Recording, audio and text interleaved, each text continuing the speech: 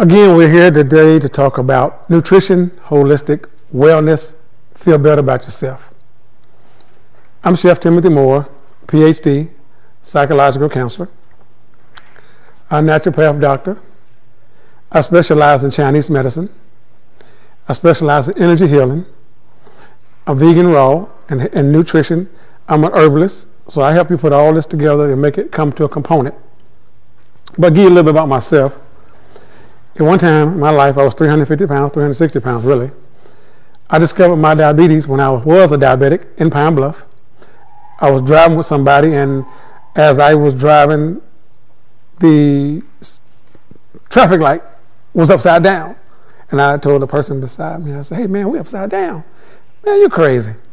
But literally, to me, we was upside down.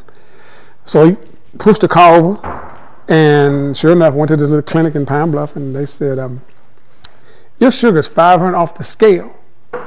Now, the reason I hadn't passed out or went to a coma, I've been drinking water like crazy for the last weeks or months, so I didn't think nothing about it. Came back to Little Rock. My doctor said, "Your sugar's off the chain. Say, take this pill," whatever. But there was a chiropractor next door to him in a day, and he said, "That man ain't gonna get you well. He ain't gonna get you well." I said, "What do you think he gonna get? He's my doctor. He's not gonna get you well." The chiropractor told me some things to do, challenged me. I listened to the chiropractor after the doctor didn't get me well, but I went on with life. You know how we do. When you're 20, 25, you're bulletproof, right? Nothing stops you. So, 25, I went from a six-pack to playing college football to 360 pounds, couldn't even see my shoes. I was that big. 52-inch waist. These are my pants, the last pair I kept. Now, some people will say, "Hey man, you can go buy pants anywhere." I got the pictures to back them up. Wow. I got the pictures to back up these pants, to how big I really was with these pants on. Actually, the pictures are bigger than the pants. And if you don't look at my face, you wouldn't know it was me till you look at my face. So when they say a lifestyle change can make you totally different and unage you, you'll be a whole different person, you feel different, and you learn to love yourself. I wrote 5 books. My last 2 books I just put out was 47 Tips to Reverse Diabetes. And my newest one that came out is Vegans Eat What? Change Your Whole World. And he said, "Well, vegans eat what?" Everybody can't be a vegan. Can't. But you don't have to be a diabetic to have a cookbook or the book. It's about life-changing situations. And the thing about it is, they'll change your life. I tell people all day long, I say, the little money you spend on these little books, the little education you're going to get, this world of knowledge I had to put into these. But the thing I love about these 2 books is, especially this one, everybody know who the former President Bill Clinton is, right? Well, the guys that forwarded this book, these are the guys that took credit for getting President Clinton well. Same doctor, same everybody. They're my friends. Well, we're always talking about ways to get people healthy. Well, it's holistic for everybody. You know, some people say holistic thing is a religion. It's not a religion. It's a way of life. We don't advocate diets. We advocate lifestyle changes. Because you know what? Diets don't work. I've tried every diet you can possibly try. You probably have too. And the weight either goes off for a day or 2 and it comes back 3 times. So what do? What is vegan? What is vegetarian? What is a meat eater? What is it? A vegan is somebody eats no meat, no dairy, no animal products whatsoever. Mine's a little further. I don't do oil and I don't do sugar. And you say, why? I will explain to you in a minute, but I'm looking at how to make you healthy. I work with people all over the United States, diabetes, high blood pressure, fibromyalgia, cancer, lupus, weight problems, intestinal gut problems, you name it, kidney problems. We work with you on getting you well. Can you get well with food? Food can change your whole makeup. Some of us hit a cursor. Oh, I was destined to be this way because my mama and my grandmother and my friend, all of them got it. I got to get it. Now, just because Pookie them got it don't mean you got to get it. It's food. Now remember, I was taught to cook by my mother, who was taught to cook by her mother, who was taught to cook by her mother, so it's a generational curse. They didn't know better. You know, when you don't know better, you do what you're taught. Well, when we start changing what we're eating to make things come out better, it tastes better. You know you can do that, not worry about it. Wouldn't that be nice? You have that much power in being a raw or a vegan. Change everything you want to do today. You can change it all. And you can live and be so happy, it just blow you away. You got to worry about the fast food. You save all that extra money you were going to blow, take a vacation. You can buy your alkaline machine then because you got that money you ain't blowing on junk. I always talk about alkaline machine. There's a couple of things you can look at in alkaline. They sell them up for $4,000 down to $1,300. The cheaper you can buy one sometimes is just as good as the expensive one. Take that extra money and do something else with it. Trust me, guys. Just do it. Take care of you. There's some of you say, well, I like distilled water. That's your call. But you took all the minerals out of it. All the minerals are gone. Make sure you're taking something to give your body back more minerals. But the key is still rest. Because if we don't rest, we're going to be in trouble. The body has to rest. Just imagine. You got a car. And you're going to run your car back and forth to California nonstop for 10 days. It'll shut you down. That bad boy you better cut it off somewhere. I don't care if you just keep putting gas in it, it's going to shut you down. Everything has to rest, even you. But we don't look at it that way. We just keep running. We're running because the food is simple. Let me go grab me a burger. Let me go grab me a cup of coffee. Let me go grab me a donut. Let me go grab me something that's no good for me. Then I get a headache. I get a pimple. I don't understand what's going on. I'm eating the wrong type of food. Make the changes. So it's not hard. Changing a wellness program, that's the easiest one. It's just you got to decide you want to do it. My food selection, that's not hard. Kind of hard. It's kind of easy when you go in the store and all you see in front of you is all vegetables. All vegetables and fruits. Kind of hard to go wrong. But see, we want to go to the other side. That sweets over there and that meat's around there. And now, I'm going to tell you, I ain't the only one. I wasn't like this always because mine was a hamburger. I had a certain place I would travel to in Arkansas. And I would sneak and get my hamburger because nobody knew me. And that's like the greasier the better. I don't want food. Nobody know me, y'all. I ain't don't want to be hiding. They don't be playing. They don't want to, I ain't playing because if shoes could tell where they been, boy, y'all be in trouble today. Some of y'all go home and be mad. You telling on me. But I did. I was the same way. I had to break that hamburger fetish. That thing was so good, but when I realized what that meat was doing to my system, because you think about this, the guy go run the Boston Marathon and the woman go runs the Boston Marathon, 26.5 miles. Wouldn't you think they're in good shape? Come on, wouldn't you? Cardiovascular, they got good shape, right? Well, why is it when they get on TV and say, I'm going to get me a beer, some chips, and a burger, they go home and die? What killed them? Now, you know it wasn't endurance because they just ran 26.5 miles. And they've been running every day for months to get in shape, right? But they put in junk in the body. You heard the saying, junk in, junk out? If you're not putting the right stuff inside of you, it's going to cause a problem somewhere. I don't care how you do it. You don't have to have a cracked chest open from a heart disease. You don't have to have cancer. Cancer hits everybody's body every day, but our body immune system can fight it off. You don't have to go through a lot of the health ailments that people go through, but a lot of it is self-imposed. I'm not selfish. If you're told not to eat something or it could cause you to have a problem, then you eat it and you tell me, man, pray for me, I had a problem. Why you keep eating something? That's selfish. Let's go back to the caregiver. How many of you want to be a caregiver for yourself or you want somebody else taking care of you? Think about the caregiving for a minute. They got to bathe you, take you to the bathroom, feed you, clothe you, put you in the bed. Your whole world is around that individual. Now, they come home from work, they grouchy, they mad. You've been sitting in your diaper or your chair all day long. You need to go. They ain't worried about you. Just shut up over there, be quiet. What you gonna do? But if you take care of yourself, you ain't got those problems. I mean, the juicing is great. The eating the raw food, the plant-based food is great. But all you ain't gonna go vegan raw yet. You'll go raw, vegan, back and forth. That's fine, but just do it. The chickens, the beef, the pork, all the animals are fed the same grains. They all got 38% cholesterol. So you're wondering why this half of the room has beef and pork, this half eats chicken and pork. But why is the whole room got the same ailments? Because it's all fed the same grains. So you're not going to get better. That makes sense? That's why we can't get well. That's why we make some sensible small changes in life and we learn to live. So, I'm going to open up for questions because y'all like I got a million questions out there. So, don't be scared. Just talk. Because we all here to learn about nutrition and holistic stuff. Yes, ma'am.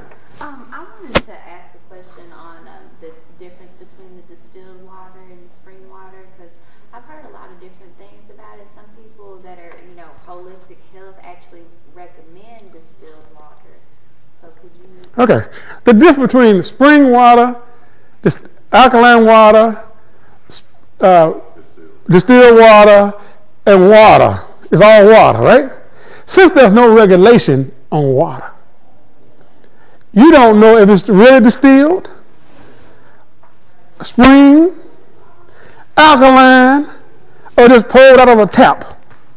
Now, some of it do taste a little difference. That's why if it's distilled, it has no minerals. They depleted most of all the minerals out of it. So that's fine if you can find out if it's true distilled. If it's alkaline, it has some minerals in it, but the pH level is like a 7.6 total different.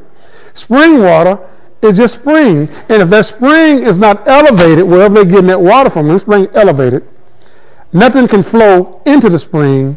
Follow me? Because if something can flow into the spring, toxins and poisons go into the spring, right? So it can't be true water. And it's usually unfiltered. So the best way when I come to water, for me, I have an alkaline machine. I control what I get. But when I'm traveling, sometimes I don't know what I'm getting. So that's why it comes in, I said earlier, digestive enzymes and probiotics. I have to keep my system cleaned out. Because we're never going to we don't know what's really in all the water. Probably scared. We probably want to know where some of this water coming from. Because until they regulate it where it's coming from, we really don't know. But if you want distilled water, drink it. It's going to be better than, I hope, regular water. I don't like the taste. I've tried what I do is I'll buy a jug of spring, a thing of spring water, and then a thing of distilled, and kind of mix it up. But my husband, we kind of argue back and forth. That distilled water just has this weird taste to it. I'm like, well, I've heard that it may be better than the spring water. Well, so kind of just try them both. Think about this. It's our taste buds. Because somebody else in the room will take distilled water and love it. It's taste buds. But I can't say if it's bad for you. I can't say that. As long as you're drinking water, I'm happy. Because I'll take that all day long. Because a lot of people don't drink water. They say it has no taste. They literally say, I don't drink water, it has no taste. Okay, add some lemon to it. Because they should tell me, it don't taste good. I know a lot of women don't drink water. It don't taste good, man. Add some lemon to it, something, give it something to it. Add some cayenne to it. Something make it grab you. Whatever. Just drink it. Because there's nothing like water. Nothing, no coffee, no tea, no drink, no alcohol. Water is water. You can't beat it. Next. Just one question. Well, how did I get fat? Why I got pimples on my face? Why my weed won't grow? Somebody ask me a question. I'm just teasing. Come on. Diabetes considered a gateway disease to maybe lupus or heart disease. Do I have it backwards? You're about right. Diabetes opens up all cardiovascular issues. It's like all of them attaches to it. From heart disease, from lupus, to fibromyalgia, to you name it, it all goes into it. But the thing about it is, if you get it all under control, you ain't got to worry about the diabetes, the high blood pressure, the fibromyalgia, all that changes with food. But diabetes, like I said, 1 in 2 children, 1 in 13 adults, 79 million, 30 million plus. Now, they're expecting that number to triple in 2030, but it's already tripling. It's the second #1 killer. It's knocking us out of here. 90% of all the amputations that are being done today shouldn't even never be done. But it's so much money to cutting your leg off than teaching how to eat healthy. Plus, doctors don't support that either. What? Eating healthy. Well, they don't know it. For years, and I begged her to change her diet. Talked to her doctor, the doctor said it wouldn't matter. And I told him, I said, you're a liar, you know. Well, you got to understand, most of these medical doctors live that lifestyle. So they're greed. So when you got greed in that picture, well, I want to lose $1. So yes, ma'am, it don't matter what you eat. That ain't true. If we know sugar can kill, Why do we feed it to our children all day long in the hospital that got cancer? The doctor said, it don't matter. You got to give them a good quality of life while they're living. Doc. No. Let's get these kids healthy. Well, there's nothing scientific proven about it. Well, we know what you're giving them for to kill them. So let's switch it a little bit and give them something that we know ain't going to kill them. See, you got to step out the box. I'm the guy. I step out. I'll challenge you all day long. Hey, Doc, yeah, but you ain't God. You ain't neither. Why your belly is big as Well, my doctor told me this one. He said, don't do as I do as I say. That's how we practice it. Yeah, I'm big. I eat what I want to eat. Don't worry about me. You do what I say. You keep coming back to me so I get the insurance. And you'd be amazed how many doctors I see medically that call me. Say, man, can you help me out, man? Can you help me out? I mean, you're the MD, and we become great friends. They say, yeah, but you know what? I was taught this in medical school, but I don't know what you know. So how long did it take you to Go go? where? From meat eater, junk food eater, to completely. You know what? Me, it took probably from the time I went from food to vegetarian, I kept my chicken and fish and my eggs. I would say the total transition was about a year because that hamburger was the last one. And I actually fooling myself because I was thinking get that hamburger. I mean, I could cut everything out but that. I could see a hamburger. And I said, I'm going to get this burger. And I said, it's got to be greasy. The grease got to run. It's got to have the bacon. It's got to have everything on it. And I had to have the hamburger. I didn't have to have it. So now I can make one now. Taste just as good. Now, I can make a live burger with my dehydrator. Oh, man, knock you out. It's a raw live burger, but that's like it's so good, man, it just blows you away. That's in the book. I don't know if the live burger's in there, but I can teach you how to make it. I'll just give you the recipe. The live burger is where you ought to go. That's what the that's the black bean, but the live burger is the one with the what's the thing I said? The beet, because that beet makes it turn red. Okay. And he said, man, and that dehydrator. If you don't have a dehydrator, let me show you how to get one at a real good price where you're not spending all your money. That dehydrator will save your life because you're dehydrating all your vegetables and stuff or your fruits and you got it fresh. Yes. Anybody else? I want to ask you about, is it the meat that people are addicted to, or is it more of the emotions of food that comes along with, or even chewing food? But I think a lot of times for me it's an emotional attachment because when I don't eat as well as I like to, I assess, why am I eating like this? Am I under stress? Is it the holidays? Do I feel pressure, peer pressure? And if I eliminate all of that, then I don't want anything. You know, if I eliminate all of those emotions and things, I want to eat that. Good point. A lot of it is emotion. A lot of the wrong foods that we eat are emotions. When somebody just was a vegan, I'll use an example, and they go back to eating the other way, most of it's emotion.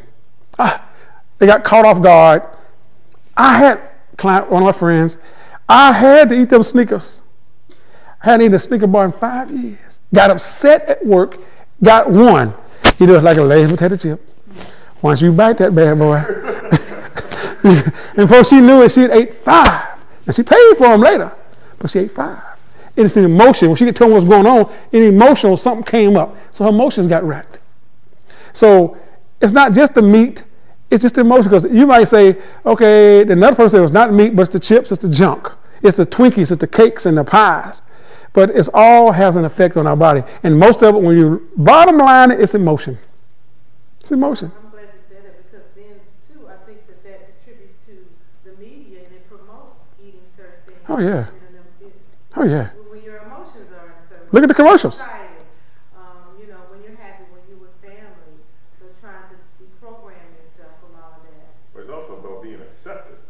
I mean, 90% of the population eats meat or whatever else. So if you're doing something different, you're kind of like a oddball, so to speak. You're not in the norm of everyone else, so they're going to think of you as so-called different.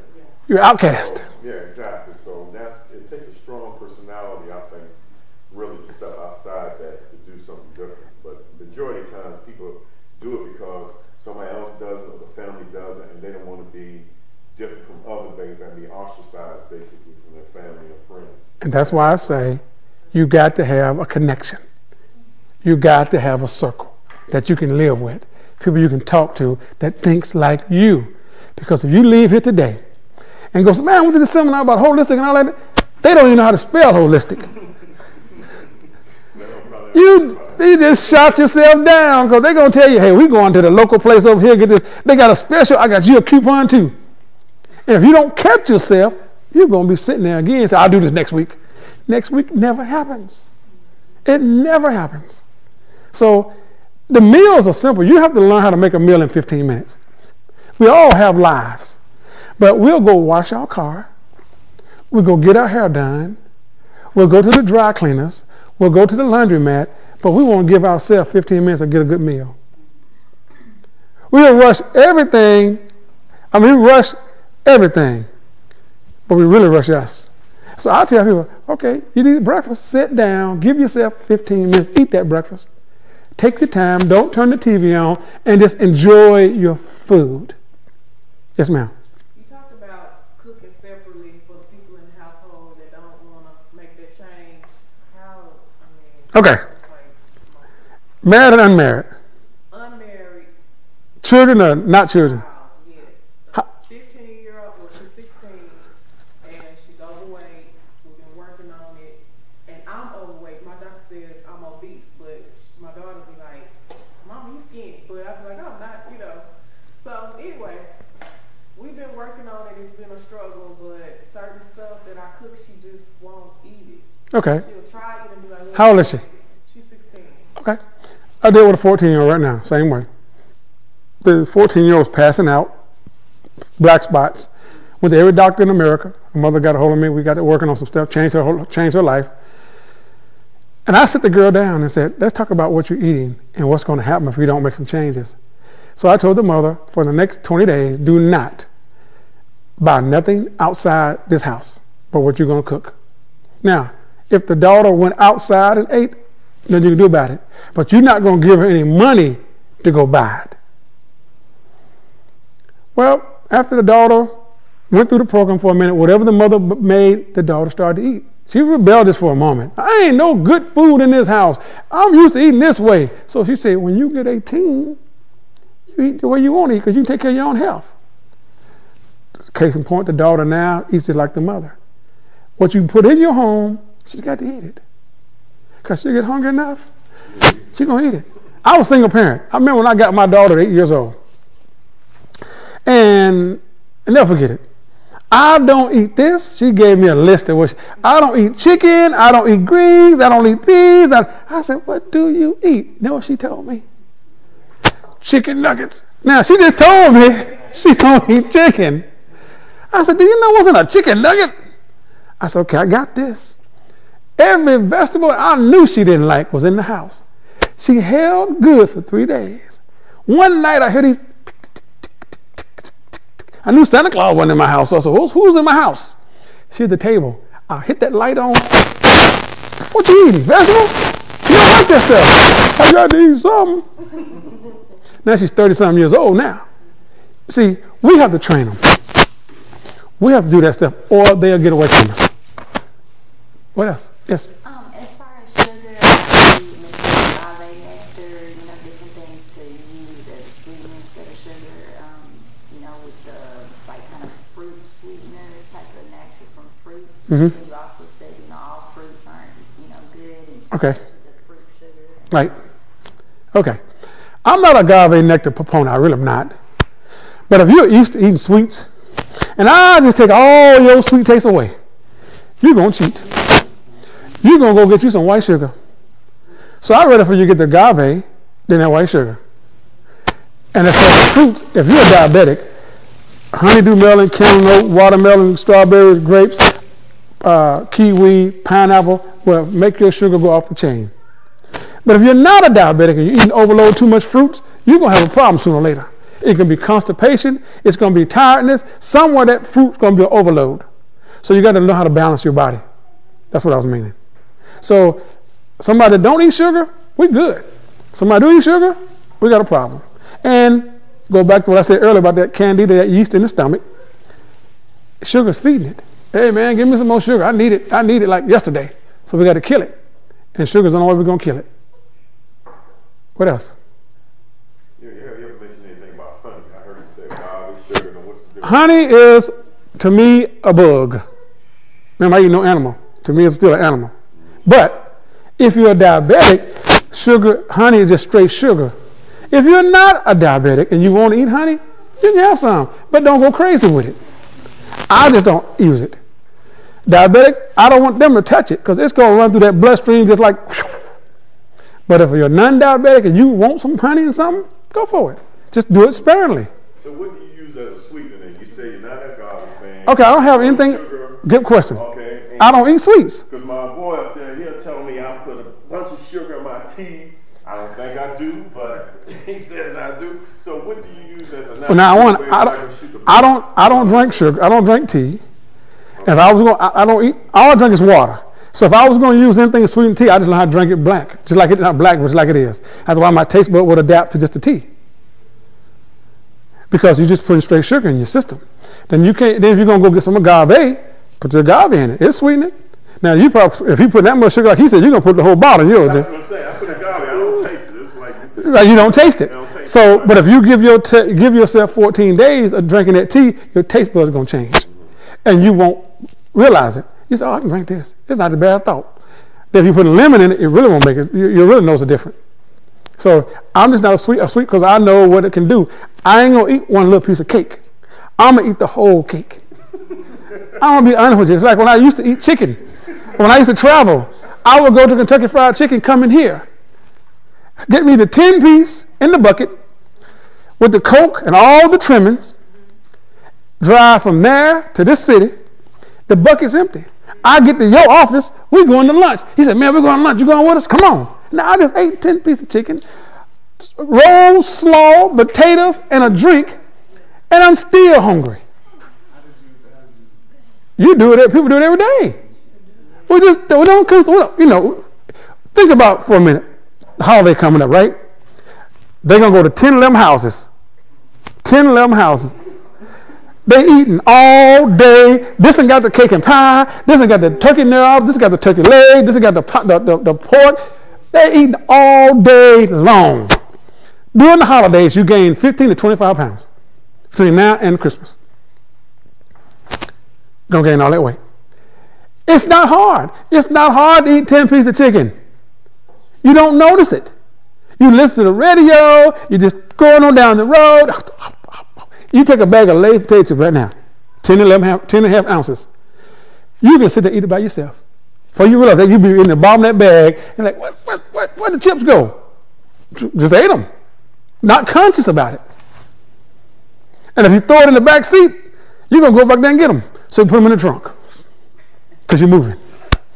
What else?